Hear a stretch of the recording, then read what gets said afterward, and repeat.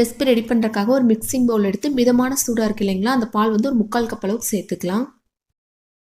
இப்போ இதில் ஒரு 1/4 கப் அளவுக்கு சர்க்கரை சேர்த்துக்கலாங்க. சேர்த்துட்டு ஒரு 2 டீஸ்பூன் அளவுக்கு வந்து ஈஸ்ட் சேர்த்துக்கலாம். இப்போ இந்த மூணையும் இந்த மாதிரி நல்லா மிக்ஸ் பண்ணி விட்டுறலாங்க. பால் வந்து ரொம்ப சூடாக இருக்கக்கூடாது, மிதமான சூடாக இருக்கு இல்லைங்களா, அந்த மாதிரி எடுத்துக்கலாம்.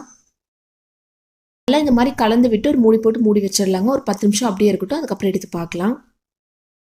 இப்போ கரெக்டாக 10 நிமிஷம் ஆச்சு, நம்ம ஓப்பன் பண்ணி பார்க்கலாம். இப்போ இதோடையே வந்து ஒரு முட்டையை உடைச்சி உள்ளே சேர்த்துக்கலாங்க. இப்போ இதோடையே வந்து ஒரு 1/4 கப் அளவுக்கு வந்து வாசனையே இல்லாமல் இருக்கு இல்லைங்களா, அந்த மாதிரி ஆயில் சேர்த்துக்கலாம். சேர்த்துட்டு கொஞ்சமாக உப்பு சேர்த்துக்கலாங்க. இப்போ இதோட கொஞ்சமாக வெண்ணிலா எசன்ஸ் சேர்த்துக்கலாங்க. இது இல்லை அப்படிங்கிறவங்க ஏலக்காய் பவுடர் இருக்குது இல்லைங்களா, அது வந்து ஒரு 1/4 டீஸ்பூன் அளவுக்கு உள்ளே சேர்த்துக்கோங்க. அப்படி சேர்க்கும்போது நல்லா வாசனையாக இருக்கும். இப்போ இதெல்லாமே சேர்த்துட்டு நல்லா இந்த மாதிரி மிக்ஸ் பண்ணி விட்டுறலாங்க. முட்டை வந்து அதிகமாக சேர்க்க தேவையில்லை, ஒரு முட்டை மட்டும் எடுத்துக்கலாம். இப்போ இதெல்லாமே சேர்த்துட்டு நல்லா இந்த மாதிரி கலந்து விட்டுறலாம். இதெல்லாமே நல்லா கலந்து வச்சுட்டு இதில் வந்து 1 கப் அளவுக்கு மைதா எடுத்துக்கலாங்க. எடுத்து கொஞ்சம் கொஞ்சமாக சேர்த்து அதையும் நல்லா கலந்து விட்டுறலாம். நான் 3/4 கப் அளவுக்கு பால் எடுத்துருக்கேன் இல்லைங்களா, வெது வெதுப்பாக இருக்கிற பால், அதுக்கு வந்து 1 கப் அளவுக்கு மைதா கரெக்டாக இருக்குங்க. நான் ஃபஸ்ட்டே சொன்ன மாதிரி ஒரே அடியே உள்ளே சேர்க்காம இந்த மாதிரி கொஞ்சம் கொஞ்சமாக சேர்த்து நல்லா கலந்து எடுத்துக்கலாம்.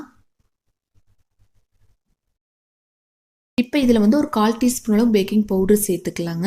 இது இல்லை அப்படின்னா பேக்கிங் சோடா இருக்குது இல்லைங்களா, அதாவது சமையல் சோடா ஆப்ப சோடான்னு சொல்லுவேன் இல்லைங்களா, அது கூட நீங்கள் கொஞ்சமாக சேர்த்துக்கலாம். சேர்த்துட்டு லாஸ்ட்டாக கொஞ்சமாக மட்டும் எலுமிச்சம்பழம் சாறு சேர்த்துக்கலாங்க. சேர்த்து நல்லா இந்த மாதிரி கலந்து விட்டுறலாம்.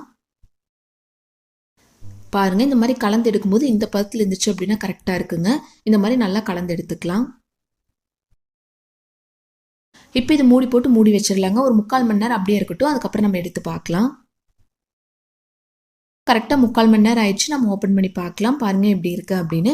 இது போட்டு ரொம்ப கலந்து விடக்கூடாதுங்க. ஒரு கரண்டி யூஸ் பண்ணி மெதுவாக இந்த மாதிரி கலந்து விட்டுறலாம். நெக்ஸ்ட் ஒரு அகலமான கடாயில் கொஞ்சம் அதிகமாகவே எண்ணெய் சேர்த்துக்கலாங்க. சேர்த்து நல்லா சூடானதுக்கப்புறம் இந்த மாதிரி ஒரு குழிக்கரண்டி எடுத்துக்கலாம். எடுத்து லைட்டாக அந்த கரண்டி சூடு பண்ணிக்கலாங்க. நல்லா சூடானதுக்கப்புறம் ஒரு சின்ன குழிக்கரண்டி எடுத்து ஒரு பாதி அளவுக்கு மட்டும் உள்ளே சேர்த்துக்கலாம். நம்ம ரெடி பண்ணி எடுத்துருந்து இல்லைங்களா, அந்த மாவு வந்து பாதி அளவுக்கு மட்டும்தான் சேர்க்கணுங்க. சேர்த்து ஒரு செகண்ட் லைட்டாக இந்த மாதிரி செஞ்சீங்க அப்படின்னா அந்த கரண்டியில் கொஞ்சம் கூட ஒட்டாமல் எண்ணெயில் பாருங்கள் எவ்வளோ அழகாக வந்திருக்கு அப்படின்னு. இப்போ எண்ணெயில் அப்படியே உள்ளே சேர்த்துக்கலாங்க. சேர்த்து மீடியம் ஃப்ளேமில் நல்லா வேக வச்சு நம்ம வெளியில் எடுத்துடலாம். 2 சைடும் பொன்னிறமாக வந்ததுக்கப்புறம் நம்ம வெளியில் எடுத்துக்கலாங்க.